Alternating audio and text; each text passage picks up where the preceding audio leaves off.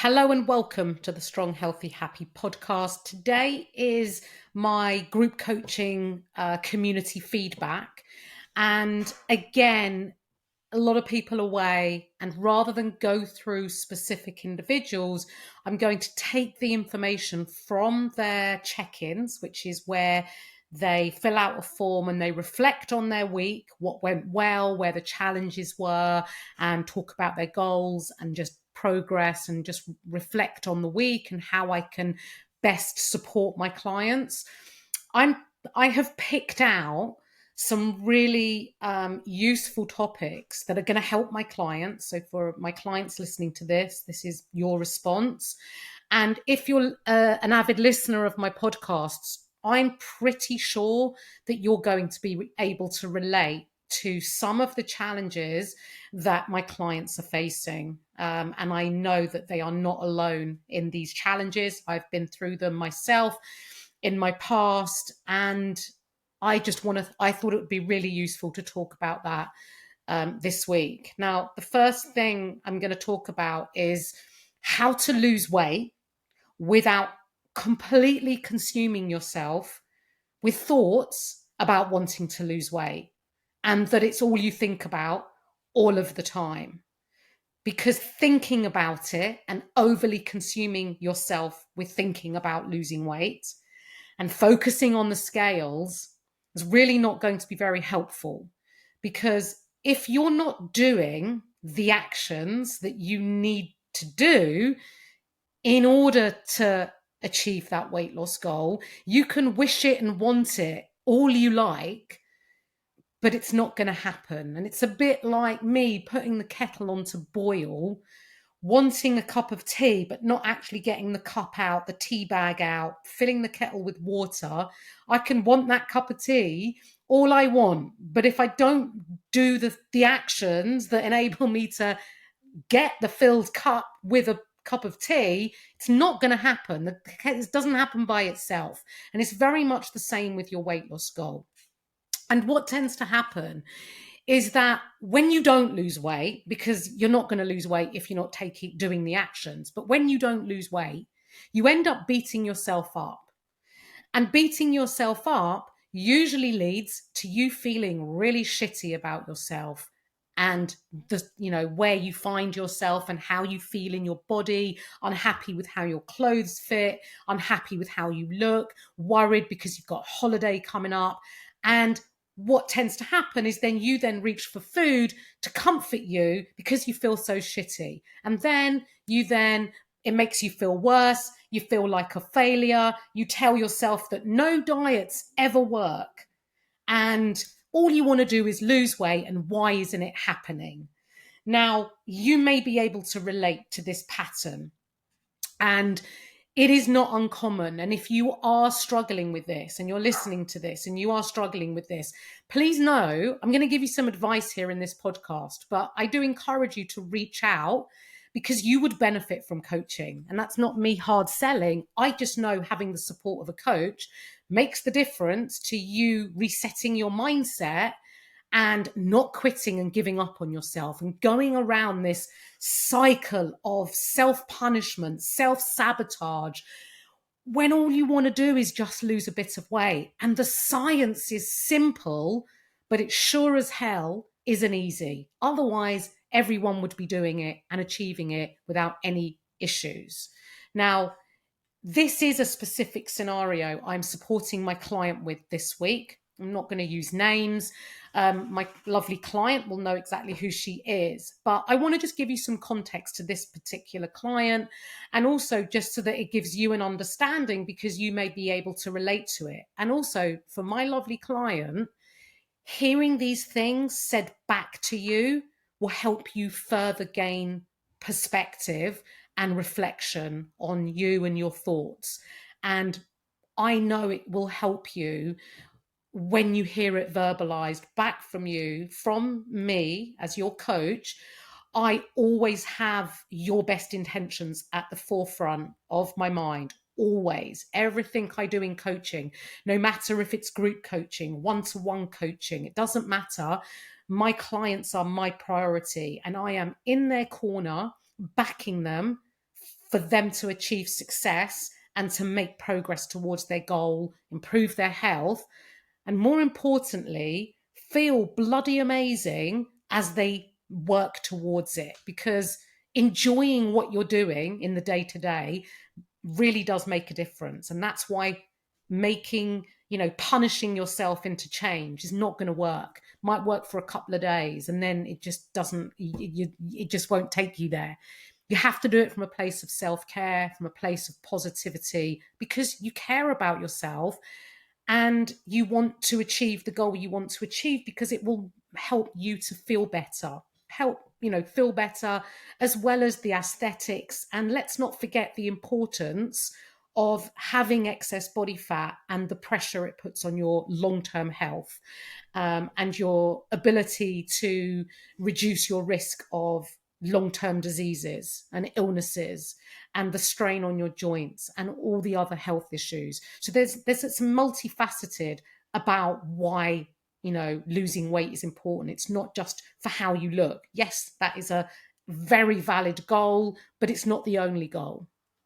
Now, to give a bit of context to my client, her not losing weight is not through her lack of effort.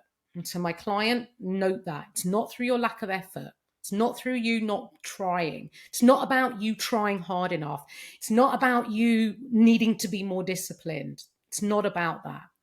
What I want to help you with is to place your efforts in the right place. Because at the moment, I feel like your efforts were placed, not so much now because we've had a mindset shift, but it's when you place your efforts in the wrong place. And placing your efforts in the wrong place for this particular client was focusing on weight loss,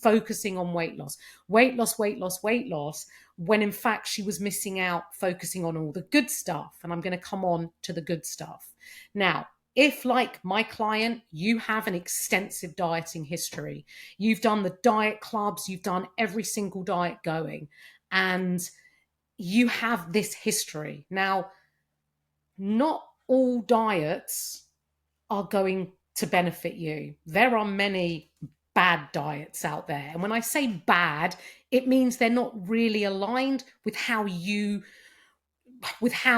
could support your weight loss in a way that is sustainable and realistic and bloody enjoyable, because you don't want to feel miserable taking care of your health. It's a privilege. We get to do this. You don't have to do this. We get to do this. You're choosing to do this. But having a dieting history can give all of us, myself included, and I've worked very hard to undo these thoughts and feelings. And as a result of having an extensive dieting history, you will have, most likely, even if you're not consciously aware of it, underlying thoughts, perceptions, feelings, and beliefs around certain foods and how you feel after eating them, as well as how you feel these foods make you feel emotionally, mentally, physically, and how you then maybe project that onto how you look, your body image, and we kind of go into this really damaging cycle.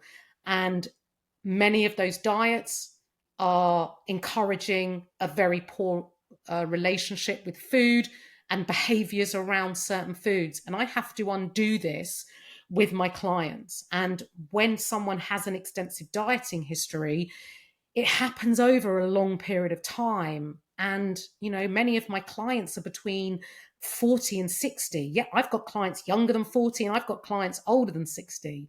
But my biggest demographic is between that 40 and 60 years old. That's a long time to have been yo-yo dieting and exposing yourself to all the information, conflicting misinformation out there, information that is not serving you as an individual well. I have to undo that. I have to try and help you change your thoughts and beliefs and improve your relationship with food and your body image, and encourage you to do what's needed so that you get that success that you want. Now, I do want to reassure my client she's not alone. I've said that before.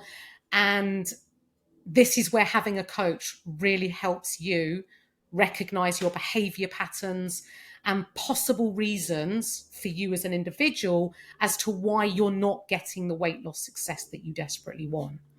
Some of those, this is on a very generic level, but here are just a few examples of why you may not be getting the results that you want and you're not losing weight.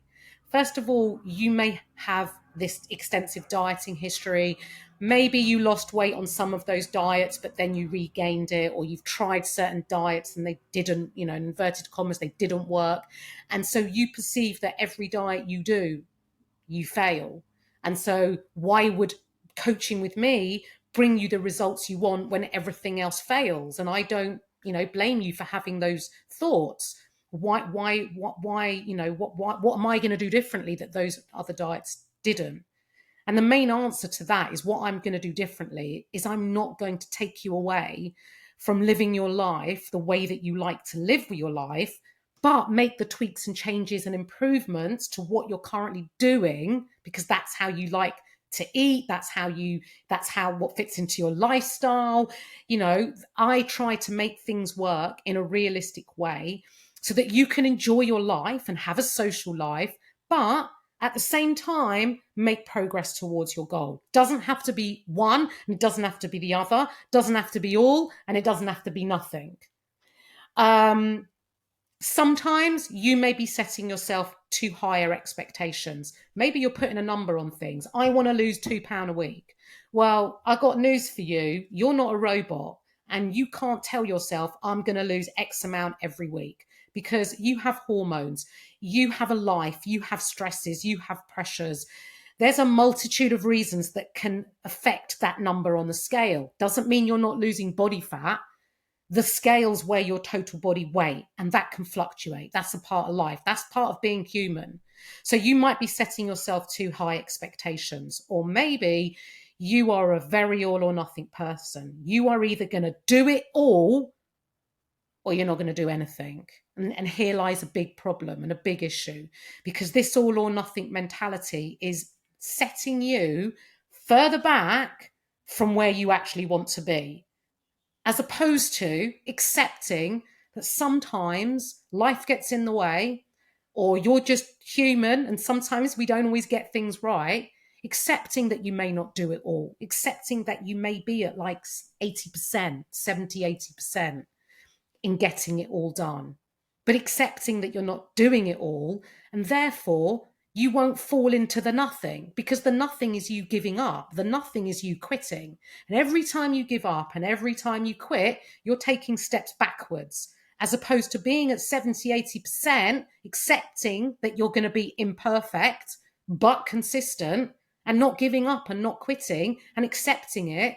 You will make steps forwards and you will make more progress than if you do it all and then do nothing. So accepting it's no good being all or nothing. And for my client here, and I'm looking her in the eye, you have accepted and acknowledged that you have been all or nothing. And now you realize that. And that is a huge revelation. And I salute you in coming to that. You have self-recognized that, yes, from our communication and from our support, but you have reached this point. So a huge well done. The other reason why you may not be losing weight is you want fast results, but you want fast results, but you're not willing to put in all the effort. And harsh but true, right? If you want fast results, you got to put in a lot of effort. You're going to have to say no thank you to a lot of things a lot of times. And if you don't want to live your life like that, that's okay. Just don't expect fast results. I question my clients who sometimes come to me, especially when they start off coaching, and they say, I want to lose weight and I got a holiday in 4 weeks. I want to lose weight. Now I can get you there. I can help you lose weight in a quick period of time. No problem. But what do you think happens when you do this more extreme approach? Because it's going to be more, lower calories, saying no to social occasions, not having that glass of wine you love on a Friday night with your husband or your friends or whatever. You're going to have to make really you're going to have to adhere a lot harder than you would do if you were taking a slower approach. But I can get you there, but it comes at a cost to the quality of your life. And then when you get there, what do you think happens? You have to do the same thing to maintain the results. right? Yes, when you get into a maintenance phase, you have a little bit more calories, a little bit more flexibility, but not as much as you might think. So you have to maintain it. So what's the rush in getting there? Because nothing changes. Take your time, enjoy the process, set yourself up for success. Yes, with my clients, sometimes we speed things up a bit, sometimes we pull back a bit, sometimes we take a diet break. It's very individual. But if you're not getting the results what you want and you're not losing weight, the chances of you sticking to a more extreme dieting method is not going to work, most likely. You may also be struggling with a lack of patience. You want it now. And I hate to tell you this, and I hate to be the bearer of bad news or whatever you want to call it, but you have to be patient. Someone said to me in the gym the other day, wow, how do you get your physique and da da da da da? And I said, it's taken me 9 years of constant, consistent resistance training and paying attention to my nutrition. Not perfectly, but consistently. I don't just pick up a weight in the gym and do it on and off for a few weeks and expect to look toned. It's been 9 years, probably nearly coming up to 10. So you have to be patient. And when it comes to weight loss, you have to be patient. It will take as long as it will take, and it's usually based on the amount of effort you're willing to put in. Low effort, slow. It looks like your Wi-Fi name or password has changed. To update your Alexa, Wi-Fi stop. information, go to the Alexa app. And that was Alexa. What was I saying? Yeah, you will get what you put in. And if you can't commit to putting in a lot, then your results will be slower. But it's okay. As long as you're taking steps forwards, that's progress. And that's all that matters, really. It's better than staying still, and it's better than regressing. Now, after some feedback to my client last week, she's come back this week with her check-in form filled in. And the check-in form is where clients reflect on their week. And then I go over it. I look at their targets. I look at their goals. I look at their behaviors and challenges. And obviously I feed back. We also have a community chat where I can support in that community chat, as well as feedback on this podcast. And if anything is really I'm worried about with my client, even if they're a group coaching client, I will contact them direct. I care about my clients. And I will never let anyone struggle. Now, she has come to her own point from her reflection and has now a better understanding of the reasons why she's not losing weight. And it does come down to her thoughts and her behavior. And I'm going to read out to you what she said in her own words. And again, you, the listener, may be able to relate to this. And this is what she said. My goal has always been to lose 3 stone. I never achieved that goal, probably because it feels like climbing Everest. And I now think my new goal needs to be feeling happier in my body and my mind. And I love this because the goal is not to lose 3 stone. The goal is, perhaps if we're talking about specific scale weight or weight and losing weight, the goal is to lose 1 pound, not 3 stone. You lose 1 pound and then you think, oh, okay, I lost a pound. Now I'm going to try and lose another pound. And it is exactly like climbing Everest by telling yourself, I've got to lose 3 stone. That feeling must be so overwhelming and such a huge task that you're kind of paralysis by analysis. Is that the expression? Where you can't take action because it's so overwhelming. I feel like that when I got a big ironing pile. I just can't take it on. I can't do it. What I have to do is take a few things at a time and work through my ironing pile, little bit at a time. Although I must caveat that I do a lot less ironing these days. But when it comes to weight loss, you can't, as your coach, I know your long-term goal. I know what you want, and I'm going to support you in getting there. But we take one small step at a time. Now, focusing on how you feel is the ethos of my coaching, because you could, like I said earlier, I can get you fast weight loss, but you probably won't feel great doing it, and it will come at a cost to the quality of your life, your decisions, your choices, etc., your social life, your mood, your energy. And my ethos of my coaching is I want my clients to feel good, because when you feel good, you will more likely keep repeating the things that have made you feel good and keep doing them. And I want my clients to feel happier, mentally, physically, and emotionally. So, a big well done to my client for coming to this realization through our feedback. You've got there, and it's gonna be bloody life changing to reset your mindset this way. Now, she's also added at the end of that paragraph, this of course isn't a SMART goal, and SMART being, what is it? What does it stand for? Specific, measurable, achievable, whatever it is, right? You're not a robot. You're not a business project. You're a person, and you don't need a SMART goal. You just need to focus on your actions. And I'm going to come on to your actions. But before I do, I just want to reassure you, you don't need a SMART goal. And you've said, but that's okay. And you've answered your own question. You're not a business report. You're not just sitting an exam. You don't need to be smart. We're going to be smart as in smart in the sense of the word, but we're not setting SMART goals. You've also gone on to say you need to focus on what you can do. And this is a really big one. If you're listening to this and you're struggling, stop focusing on what you're not doing and focus on what you can do. You're expending so much energy and brain power on, oh, I haven't done this and I need to do that and I need to stop. Think about what you can do. I can go to the supermarket and buy the foods in so that I have them in my house so I can make good choices, healthier choices. I can get up and go out for a walk. I can. Whatever it is that you can do it. Stop stressing about what you can't do. It's such a waste of energy, and mental well-being. My client has recognized that she's going to make simple changes, and I love this. For example, she's put a daily walk. Love it. Increase her water and her hydration and her fruit and veg.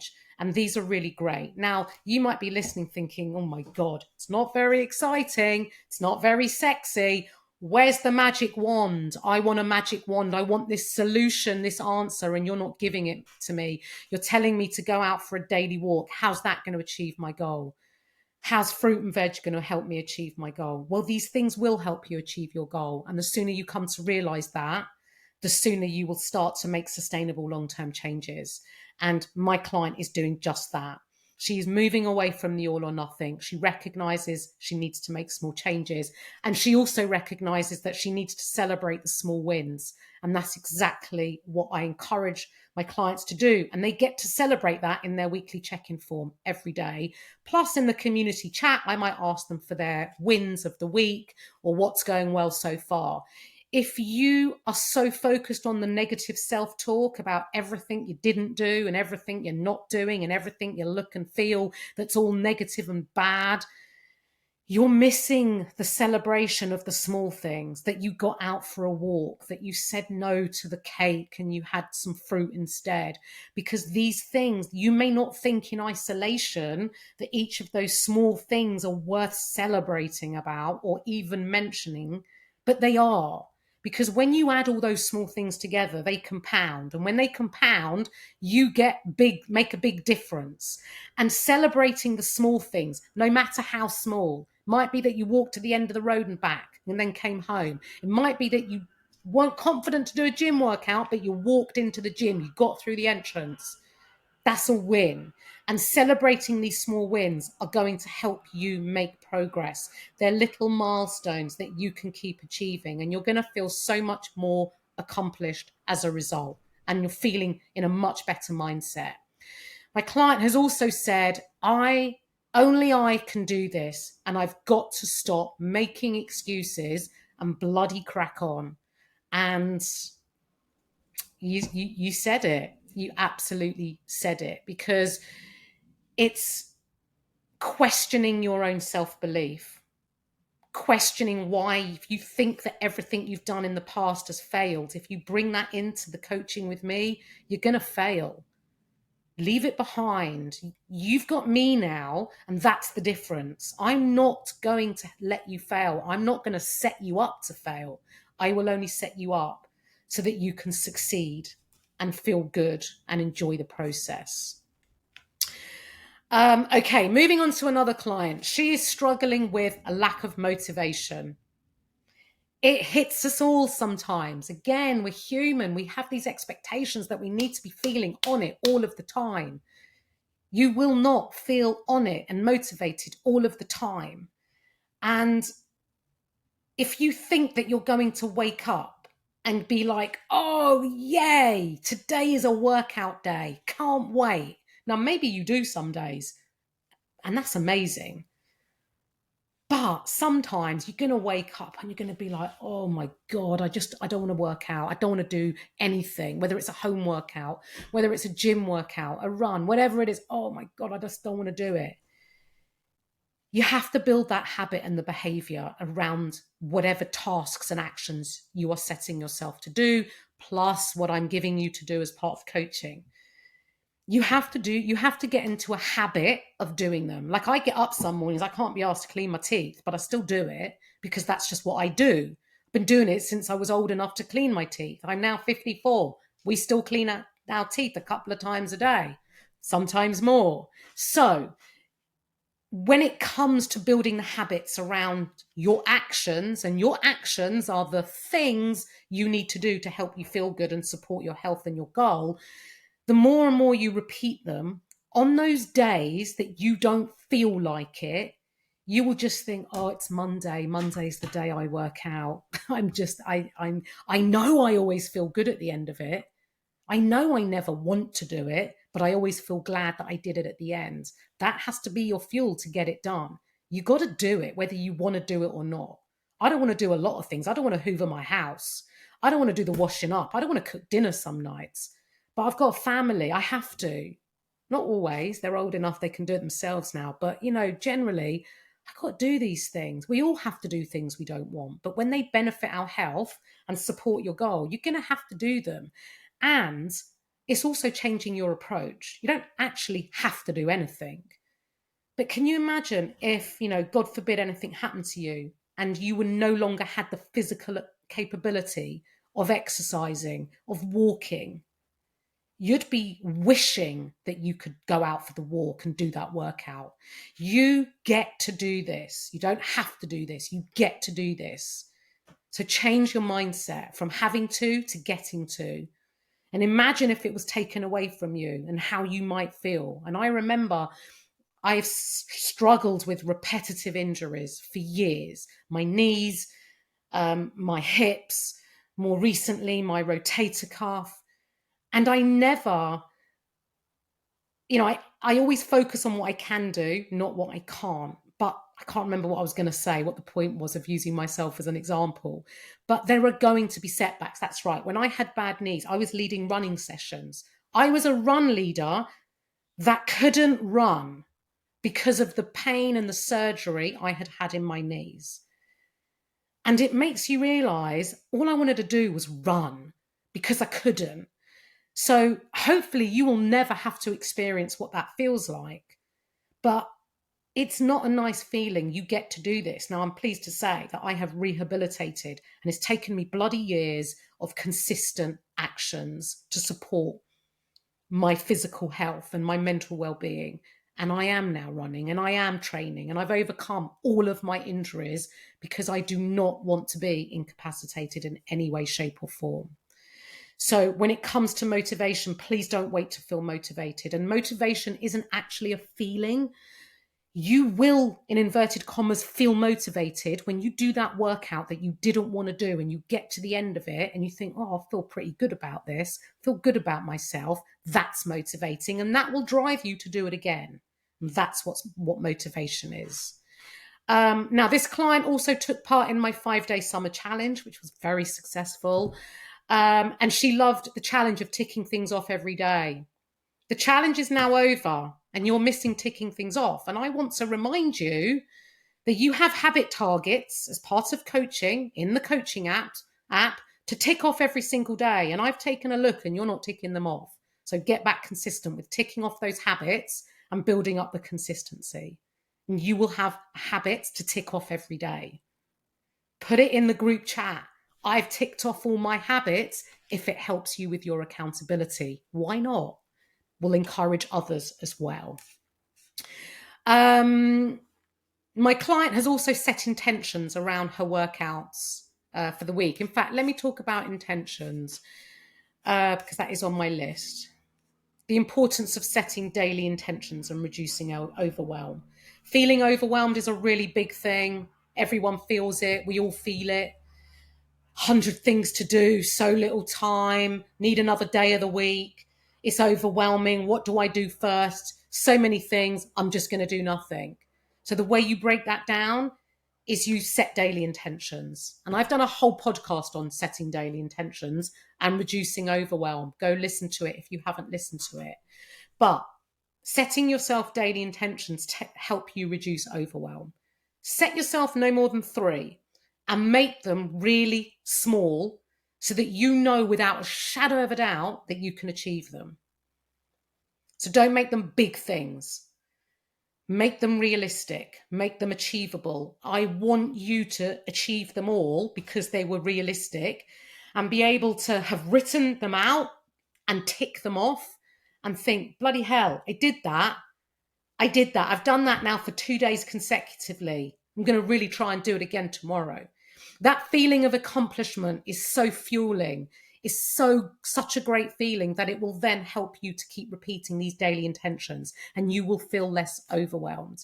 And as part of coaching, all my clients set weekly and daily intentions. And this client has set herself intentions around doing her workouts. And all I want to point out to this client is, yes, it's great to set intentions around your workouts. Make sure that they're 100% going to be achievable.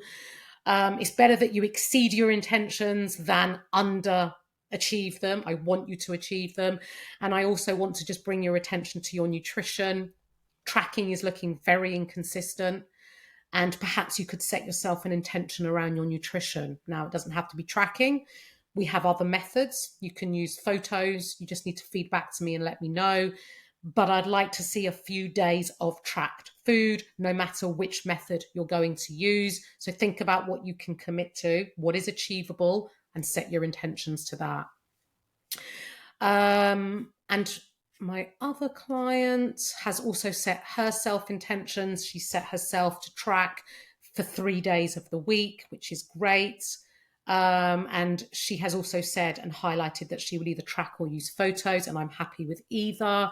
And she is going to set up an area in her garden so that she can work out. Brilliant. Now, you have set yourself 3 sessions.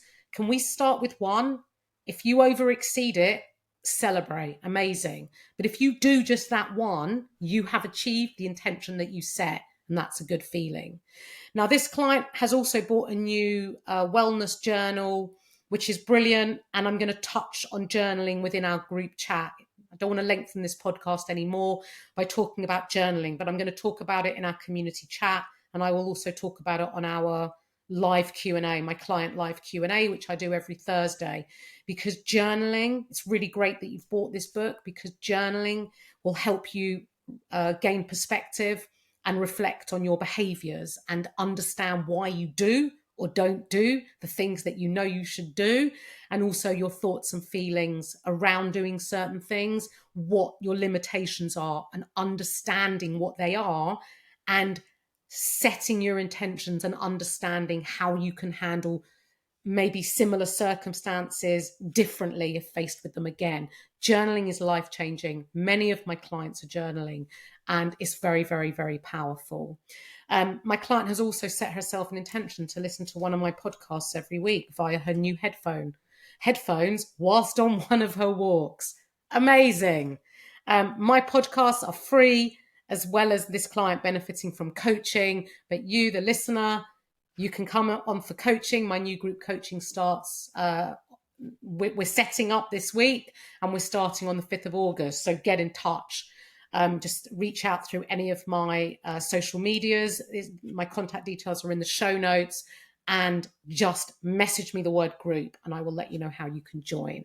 But the podcasts are very informative, and just scroll through, see what ignites your interest, and take a listen.